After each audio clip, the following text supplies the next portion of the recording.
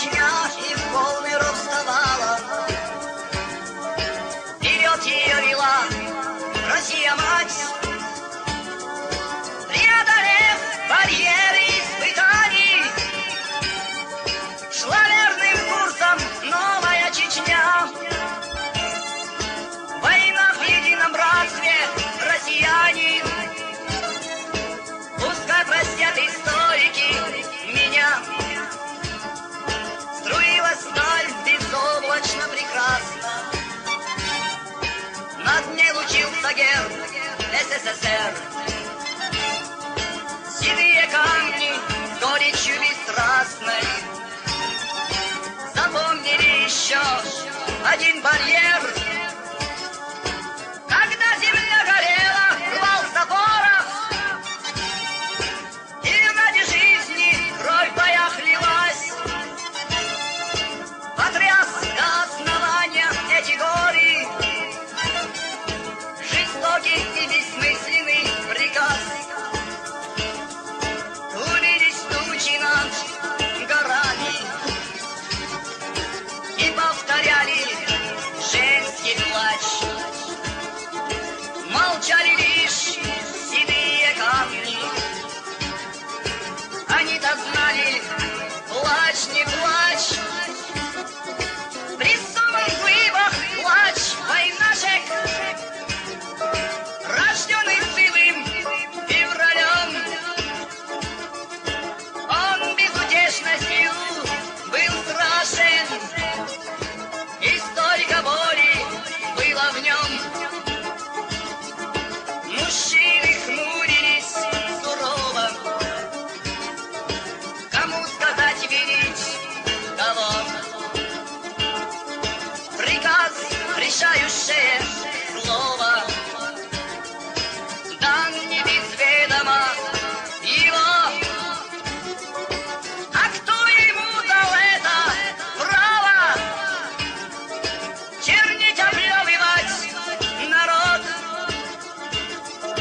Нет, это не орел двухглавый, свой черный распластал полет.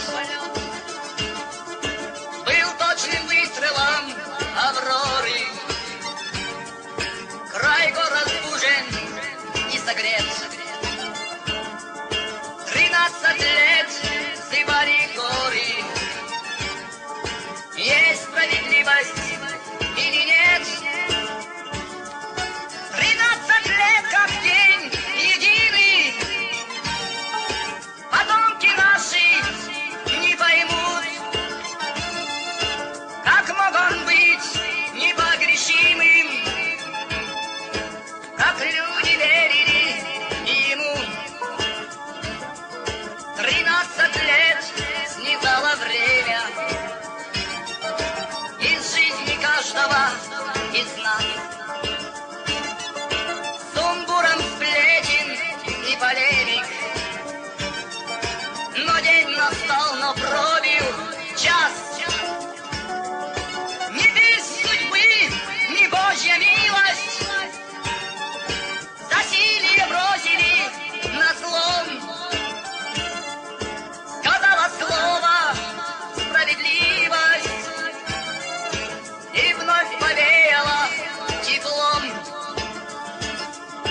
И вновь сыны вернулись в горы своим исконным очагам.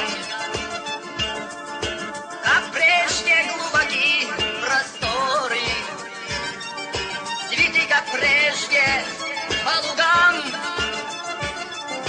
И словно не было разлуки, влюбленные безвечный труд. Свои мозолистые руки земле войнахи отдают. И только память молчаливых глыб всесильно нависает